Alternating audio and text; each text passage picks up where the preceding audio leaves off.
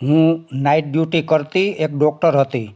મારા માટે હોસ્પિટલ એ માણસોની જિંદગી જેટલી જ પવિત્ર હતી. પણ મારા પોતાના ઘરમાં શું ચાલી રહ્યું હતું એની મને જ ખબર નહોતી. એ રાત્રે હું અચાનક ઘરે પાછી ફરી ત્યારે મેં મારી આંખો સામે જે દૃશ્ય આવ્યું એ તો મારા જેવી મજબૂત સ્ત્રીને પણ હચમચાવી ગયું. એ રાત જેનાથી મારી આખી જિંદગી બદલાઈ ગઈ. હું ડૉક્ટર નિશા. હું સરકારી હોસ્પિટલમાં જોબ કરતી હતી. હું યુવાન અને અનુભવી ડ્યુટી ડૉક્ટર હતી. જીવનની શરૂઆતથી જ મારી સાથે એક વાત જોડાઈ ગઈ હતી અને એ વાત એ હતી કે કોઈ પણ ભોગે દર્દીને બચાવી લેવો. દર્દીઓની તકલીફો, દર્દીઓનો આભાર, દર્દીઓની ધડકન, આ બધું મારા જીવનનું એક અંગ બની ગયું હતું. લગ્ન થયા પછી પણ મારી નાઇટ ડ્યુટી બદલાઈ ન હતી. મારા પતિ હર્ષે મને હંમેશા સપોર્ટ કર્યો હતો. અમારા ઘરમાં 4 વર્ષથી લીલા નામની એક નોકરાણી કામ કરતી હતી. સાદી, શાંત અને બિલકુલ સીધી લાગે એવી. શરૂઆતના વર્ષોમાં તો એ મારી ડ્યુટી સમયે આખા ઘરની સંભાળ લઈ લેતી. મને તેની પર સંપૂર્ણ વિશ્વાસ હતો. પણ થોડા સમયથી એની વર્તણૂક બહુ બદલાઈ ગઈ હતી. જ્યારે પણ હું નાઇટ શિફ્ટની વાત કરું ત્યારે એ કહેતી કે મેમ, તમે આજે નાઇટમાં ન જશો. એનું કહેવું પહેલાં તો મારે મજાક સમાન લાગ્યું. પછી એની આંખોમાં એક અજાણી ભયની છટા જોવા મળી. હું પૂછતી તો એ તરત જ વિષય બદલી નાખતી. એક દિવસ મેં એને ગંભીરતાથી પૂછ્યું કે લીલા, તને શું થયું છે? તું મને નાઇટ ડ્યુટી કરવાનો એટલો બધો વિરોધ શા માટે કરે છે? એક ક્ષણ માટે એ અટકી ગઈ. પછી એણે આંખો નીચે કરીને કહ્યું કે મેમ, તમે ન જાઓ તો સારું. પણ શા માટે? મેં ફરી પૂછ્યું. બસ નહીં જશો તો સારું, એમ કહીને એ ચાલી ગઈ. એ દિવસ પછીથી મારા મનમાં શંકાના નાના નાના બીજ ઉગવા લાગ્યા. પરંતુ હું તો ડૉક્ટર, જ્યાં સુધી સિદ્ધ પ્રમાણ ન મળે ત્યાં સુધી હું કશું માનતી નથી. છતાં પણ એની કહેલી વાતો મને થોડી અજીબ લાગી. એ રાત્રે મારી નાઇટ ડ્યુટી હતી. લગભગ 10 વાગ્યા સુધી મને હોસ્પિટલ પહોંચવું જરૂરી હતું. હું તૈયાર થઈ. હર્ષે સામાન્ય રીતે મારી સાથે વાત કરી. કોઈ ફેર ન લાગ્યો. પરંતુ જતી વખતે લીલાએ મને કહ્યું કે મેમ, કૃપા કરીને આજે તમે ન જશો. એની આંખોમાં વિનંતી નહોતી, પણ દિલમાં કંઈક છુપાવવાનો ડર હતો. મારા મનમાં કંઈક ખટક્યું. હું ત્યાંથી નીકળી ગઈ.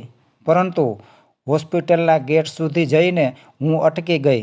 મારા મનમાં વિચાર આવ્યો કે એ શા માટે મને કહેતી હતી કે મેમ, તમે નાઇટ ડ્યુટીમાં ના જાઓ તો સારું. શું એ કોઈને છુપાવી રહી છે? શું ઘરમાં કોઈ સમસ્યા છે? મારું મગજ શંકાઓથી ઘેરાઈ ગયું અને જીવનનો સૌથી મોટો નિર્ણય મેં 5 જ સેકન્ડમાં લઈ લીધો. હું તરત જ પાછી વળી અને સીધી જ ઘરે આવી ગઈ.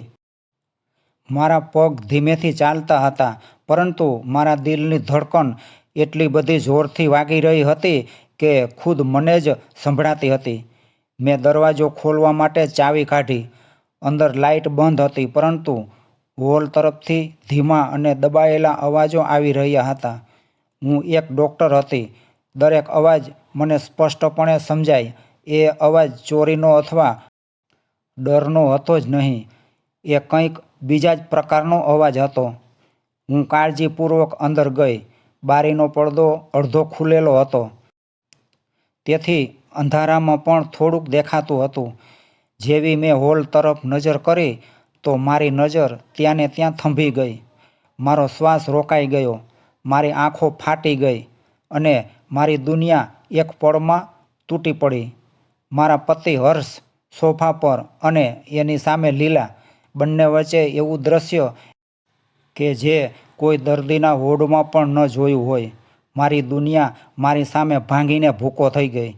મારા દિલમાં મેં સંઘરીને રાખેલો એ વિશ્વાસ એક ક્ષણમાં ચૂરેચૂરા થઈ ગયો. લીલા હડબડી ગઈ. હર્ષ ગભરાઈને ઊભો થયો. નિશા, મેં બૂમ પાડી, પણ અવાજ કંપી ગયો. હર્ષ મને સમજાવવાનો પ્રયત્ન કરતો રહ્યો કે તું ગલત સમજી રહી છે. લીલા મારી પાસે આવી હતી. મેં કહ્યું, તું જૂઠું ના બોલ. એક ડૉક્ટર તરીકે હું ખોટી વાત એક સેકન્ડમાં ઓળખી શકું છું. એના ચહેરા પરનું સત્ય છુપાતું ન હતું. લીલા રડવા લાગી. મેં લીલાની વાત અધવચ્ચેથી કાપીને કહ્યું, મારે કશું સાંભળવું નથી. હું કંપતા હાથથી જેકેટ પકડીને બહાર નીકળી ગઈ. એ રાત મેં હોસ્પિટલની બહાર બેસીને વહેલી સવાર સુધી રડતા રડતા જ ગાળી હતી. મેં મારું ઘર ગુમાવી દીધું હતું અને વિશ્વાસ પણ. પરંતુ ત્યાર પછી મારી અંદર કંઈક બદલાયું. હું તૂટી જવાની જગ્યાએ ખૂબ જ મજબૂત બની ગઈ. હું હર્ષને છોડી જવા કરતાં મજબૂતાઈથી ઊભી રહી. મેં હર્ષને પૂછ્યું, શું તારે આ સંબંધથી બહાર નીકળવું છે? જો હા, તો આજે જ કહેજે. હર્ષ માથું ઝુકાવીને રડી પડ્યો. માફ કરજે નિશા, હું ખોટો પડી ગયો. ગેરસમજમાં આવી ગયો હતો. પ્લીઝ મને છોડીને ન જતી. હું એ પળે એનો નિર્ણય સાંભળવા તૈયાર નહોતી. સજા આપું એ પહેલાં મારે પોતાને સમજવું પડશે એમ કહી હું 3 દિવસ પિયર જતી રહી. લીલા એ દિવસથી ઘર છોડીને જતી રહી. પછી ક્યારેય પાછી આવી જ નહીં. 3 દિવસ પછી હર્ષ મને મળવા માટે આવ્યો. પસ્તાવો તેની આંખોમાં સ્પષ્ટપણે દેખાતો હતો. એણે માન્યું કે એનાથી મોટી ભૂલ થઈ ગઈ છે. એ સમજાવી રહ્યો હતો કે સંબંધ શારીરિક નહોતો પણ ભાવનાત્મક ખાલીપો હતો, જેને લીલાએ ફાયદો ઉઠાવ્યો. સાચું કે ખોટું તે હું કદી જાણી શકી નથી, પરંતુ હું ડૉક્ટર હતી અને હૃદયનું દર્દ પણ સમજતી હતી. એક દિવસ હું ઇમરજન્સીમાં એક પેશન્ટને બચાવતા વિચાર કરવા લાગી કે જીવન લોકોની ભૂલો કરતાં લાંબા સમય સુધી ચાલે છે અને ભૂલો કરતાં માણસોને સુધારી પણ શકાય છે.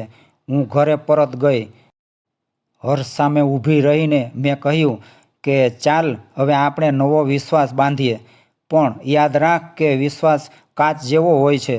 તૂટી જાય તો ગોઠવી શકાય, પણ કાચના ટુકડાઓ વચ્ચેની રેખાઓ છૂટી જ રહે છે. અને અમે બંનેએ જીવનમાં ફરી એક નવો અધ્યાય શરૂ કર્યો, એકબીજા સાથે વધારે ખુલ્લા રહીને. એ રાત્રે મેં મારા જીવનનું સૌથી કડવું દ્રશ્ય જોયું હતું, પરંતુ એ રાત્રે જ મેં મારી જિંદગીનો સૌથી મોટો પાઠ પણ શીખ્યો હતો.